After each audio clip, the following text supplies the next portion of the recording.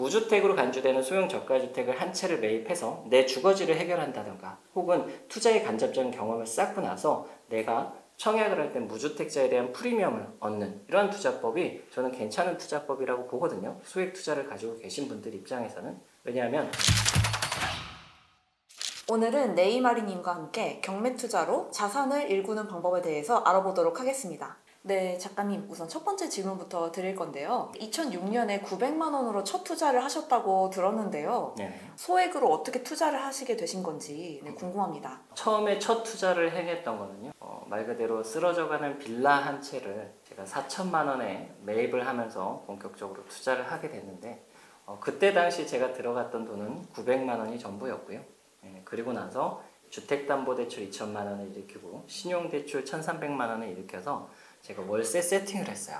월세 세팅을 해서 1,000에 30만 원의 월세를 맞추고 1,000만 원은 이제 회수가 되면서 좀 대출을 갚고 이런 형식으로 해서 지금 첫 투자를 하게 됐고 그리고 나서 본격적으로 2008년도부터 경매를 배우기 시작하면서 투자를 하게 됐습니다. 그럼 그 이후에는 어떻게 경매가 또 진행이 된 걸까요? 2008년도부터는 제가 본격적으로 이제 그 전까지는 사실 2년 동안 투자를 하지 못했던 이유가 뭐였냐면 더 이상 대출이 안 나온다는 거예요. 제가 근로소득자다 보니까 그때 당시 굉장히 심한 박봉이었거든요. 그래서 저는 사실 이 1,000에 30만 원씩 나오는 그 금액이 정말 저한테는 너무나도 신기하고 소중한 금액이었습니다. 한 두세 채만 더 가지고 있으면 야 이거 박봉에서 탈출하겠는데? 이런 생각을 가지고 진짜 당장 은행을 바로 찾아갔어요.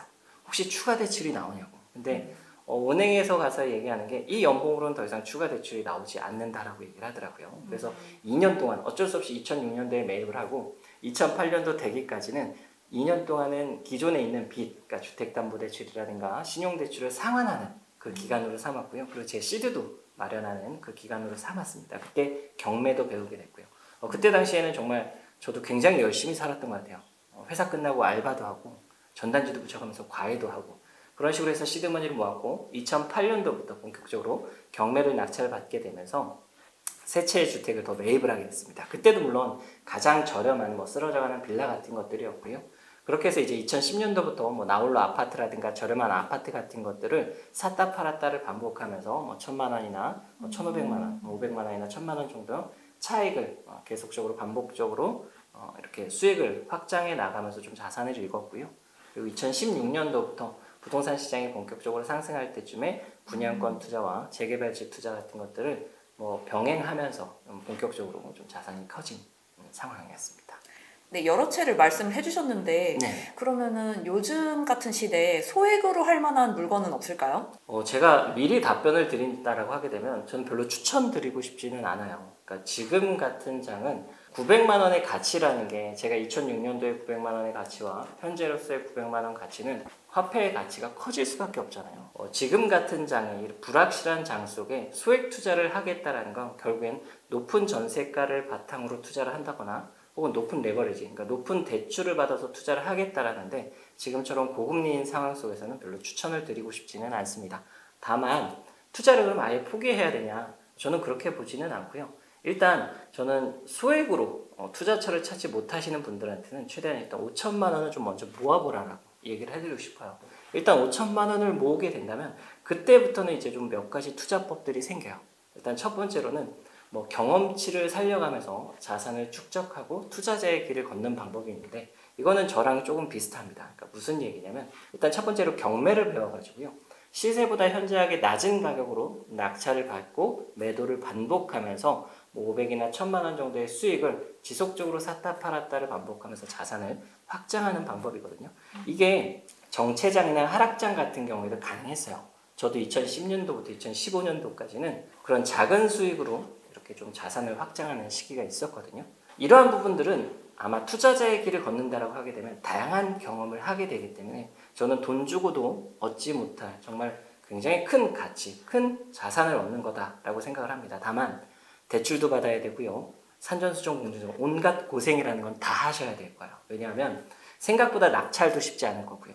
생각보다 매도도 쉽지 않을 거고요. 생각보다 수익이 나지 않을 수도 있어요. 하지만 그 안에서 좀 경험치라는 그리고 노하우라는 것들은 정말 돈 주고도 배우지 못하는 거다 보니까 저는 이러한 투자법도 좀 추천을 드리는 편이고 또 한 가지는 기다렸다가 소형 저가주택 한 채만 매입을 하고 그리고 청약을 하는 방법도 있습니다. 이거는 제가 앞전에 설명드린 이 투자자의 길과는 경험적인 부분에 있어서는 많이 미숙할 수밖에 없겠지만 그래도 무주택으로 간주되는 소형 저가주택을 한 채를 매입해서 내 주거지를 해결한다던가 혹은 투자의 간접적인 경험을 쌓고 나서 내가 청약을 할 때 무주택자에 대한 프리미엄을 얻는 이런 투자법이 저는 괜찮은 투자법이라고 보거든요. 소액 투자를 가지고 계신 분들 입장에서는. 왜냐하면 지금도 신축을 가장 저렴하게 살 수 있는 방법은 분양권, 그러니까 청약 통장을 활용하는 방법이에요. 다양한 경험을 쌓지는 못하겠지만 어떻게 보면 가장 인기 많고 수요가 많은 신축 아파트를 한 번에 점핑을 할 수 있는 투자법이기 때문에 저는 이런 투자법도 좀 추천을 드리는 편입니다. 지금까지 하락장이랑 그 상승장 둘 다 많이 겪으셨을 것 같은데 이 어느 타이밍에도 경매가 기회가 될 수 있는 이유가 있을까요? 부동산 시장을 추종합니다. 그러니까 경매라고 해서 무조건 돈을 버는 시장은 아니고요. 부동산 시장이 상승하게 되면 경매 낙찰가율도 올라가고 그리고 경쟁률도 올라가요. 부동산 시장이 하락하게 되면 경쟁률도 낮아지고 낙찰가율도 낮아집니다. 그렇기 때문에 무조건 경매를 배웠다라고 해가지고 돈을 벌거나 수익이 나는 시장은 아니고요. 그 안에서도 치열한 경쟁과 발품과 노력이 필요한 건 맞는데 다만 이건 있어요. 왜 그럼 경매가 인기가 점점 많아지고 있냐? 시장이 불확실하거나 시장이 어려울수록 내 집 마련하려고 하는 분들이라든가 투자자분들 입장에서는 좀 더 저렴하게 사고 싶어 해요. 특히나 내 집 마련을 하려고 하시는 분들 입장에서는 지금처럼 불확실한 장 속에 과감하게 내 전 재산을 베팅하는 게 쉽지가 않지만 시세보다 확실히 저렴하게 살 수 있다는 이 큰 장점이 있다 보니까 경매에 대한 인기가 점점 많아지고 있는 것 같고요. 실질적으로 경매라는 건 권리 분석에 대한 리스크가 있잖아요.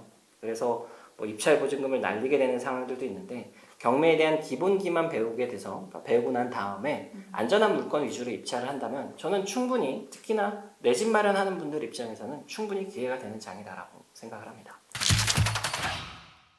근데 기본 국세법의 그 개정으로 배당 순위가 또 바뀌었다는 소식이 들려오더라고요. 네네. 올해 4월부터요. 국세기본법 개정으로 인해서 그 경매에 있어서의 배당 순위가 바뀌었어요. 그러니까 과거 같은 경우에는 당해세라고 해가지고요. 시기와 상관없이 우선 배당 받아가는 세금이 있었습니다. 종합부동산세라든가 재산세라든가 증여세라든가 상속세 같은 경우에는 법정 기일 여부와 상관없이 후순위라고 하더라도 항상 먼저 배당 받아갔거든요. 이러한 부분들 때문에 피해자라든가 입찰자, 그러니까 낙찰자 같은 부분들이 좀 피해를 입기도 했어요. 세입자분들도 마찬가지고요. 올해 4월 1일부터 당해세에 대한 이 국세기본법이 개정이 되면서 배당 순위가 바뀌었습니다. 어떻게 바뀌었냐면 당해세 법정 기일 이전에 설정된 저당권이나 임차권, 그러니까 대항 요건을 갖춘 전입일자와 확정일자가 빠른 세입자의 임차권 같은 경우에는 당해세가 먼저 배당을 받아가더라도 이 당해세 배분 한도만큼을 세입자에게 양보를 해주겠다는 거예요. 그렇기 때문에 이건 어떻게 보면 과거에는 당해세는 시기와 상관없이 먼저 배당받아 가게 됨으로써 먼저 배당받아 갔던 그 금액으로 인해 세입자가 좀 피해를 봤다면 지금은 당해세가 세입자에게 먼저 양보를 해주겠다라는 법이다 보니까 이 세법은 세입자 입장에서도 그렇고요. 그리고 입찰자 입장에서도 굉장히 유리한 세법이다라고 말씀을 드릴 수가 있습니다. 좀 더 이해하기 쉽게 좀 설명을 드리자면 2억 원짜리 대항력을 갖춘 세입자 물건이 확정일자가 빠르고 배당 신청을 한 상태에서 이 물건이 경매로 넘어가게 돼서 만약에 2억 1천만 원에 낙찰이 되었다라고 하게 되면 경매 진행 비용이라든가 배당 순위에서 빠르게 진행되는 이러한 것들은 제외를 하더라도 만약에 배당 순위를 정한다라고 했었을 때는요. 당해세가 3천만 원이 있다라고 하게 되면 당해세 3천만 원이 먼저 배당받아 가게 되고 2억 1천만 원 중에 1억 8천만 원만 이제 세입자에게 가게 되는 이러한 상황이 벌어졌거든요. 근데 지금 국세기본법 개정으로 인해서 이 3천만 원의 당해세가 세입자한테 양보를 해주고 그 다음 배당권자인 이제 세입자가 1억 7천만 원을 가져가게 됨으로써 온전히 다 배당받는 이러한 상황들이 나온다라는 거죠. 한마디로 세입자를 좀 더 두텁게 보호하기 위한 아주 좋은 세법이다라고 말씀드릴 수 있습니다. 요즘 전 세상에 많이 일어나면서 약간 이런 식으로 법이 개정된 게 네, 아닌가 맞아요. 굉장히 싶은데 여론이 좀 많이 있었었죠. 네.